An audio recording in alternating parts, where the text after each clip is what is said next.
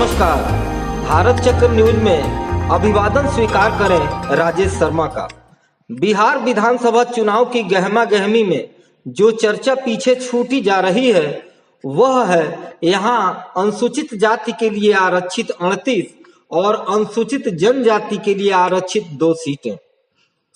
2043 विधानसभा क्षेत्रों के लिए कुल 40 आरक्षित सीटों का महत्व चुनावी विश्लेषण में कम आंका जा रहा है। हालांकि 2020 के विधानसभा चुनाव में एनडीए और महागठबंधन के बीच सीटों का जो अंतर था उसका 40% हिस्सा इन्हीं आरक्षित सीटों से आया था। 2020 के विधानसभा चुनाव में एनडीए ने 21 सीटें जीती थीं, जबकि महागठबंधन ने 17 सीटों पर जीत हासिल की थी। 4 सीटों का यह अंतर दोनों गठबंधनों द्वारा जीती गई सीटों के अंतर का 40% बनता है। तब एनडीए ने 125 सीटें जीती, जबकि महागठबंधन 10 सीटों से पीछे रह गया था और उसे 115 सीटें मिली थी। 2020 में बीजेपी ने 9 एससी आरक्षित सीटें जीती थीं, जबकि जदयू ने 8 ऐसी सीटें हासिल की थीं और जीतन राम मांझी की पार्टी हिंदुस्तानी आवाम मोर्चा ने 3 एसएससी सीटें जीती थी। मुकेश सहनी की वीआईपी को 1 सीट मिली थी, जो पिछले चुनाव में एनडीए का हिस्सा थी। पिछले चुनाव में आरजेडी ने 10 एससी सीटों पर जीत हासिल की। कांग्रेस को 2 एससी सीटें मिली थीं और वाम दलों को 5 सीटें मिली थी। हालांकि पिछली बार दलित राजनीति का एक प्रमुख चेहरा चिराग पासवान एनडीए के पास नहीं था, लेकिन पिछली बार उनकी पार्टी का जोर चुनाव जीतने से ज्यादा नीतीश कुमार के उम्मीदवारों को हराने पर था। इस बार एनडीए के पास जीतन राम मांझी के साथ साथ चिराग पासवान भी हैं। यह बात भी ध्यान देने की है कि 2023 के बिहार जातीय सर्वेक्षण के अनुसार दलित या अनुसूचित जातियों की संख्या बिहार की कुल आबादी का 19.6% हिस्सा थी। माना जा रहा है कि 2011 की जनगणना से यह संख्या ठीक ठाक बढ़ी है, क्योंकि तब उनकी संख्या 15.9% मानी गई थी। बिहार के मतदाताओं की कुल संख्या 7.4 करोड़ है, लेकिन समझा जाता है कि अनुसूचित जाति के वोटरों की संख्या उनकी आबादी की तुलना में कुछ कम है। इस बार के चुनाव में एनडीए की तरफ से जदयू सबसे ज्यादा 15 आरक्षित सीटों पर चुनाव लड़ रही है, जबकि भाजपा ने ऐसी 11 सीटों पर अपने उम्मीदवार उतार दिए हैं।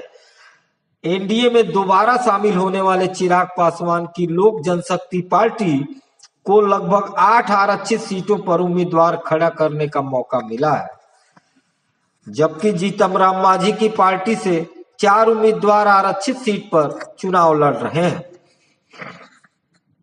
जिस तरह एनडीए में आरक्षित सीटों पर जदयू का दबदबा है, उसी तरह महागठबंधन में यह पलड़ा आरजेडी की ओर झुका हुआ है, जो 20 एससी सीटों पर चुनाव लड़ रहा है। कांग्रेस को ऐसी 11 सीटें मिली हैं। सीपीआई लिबरेशन को 6, सीपीआई को 2 और वीआईपी को 1 एससी सीट मिली है।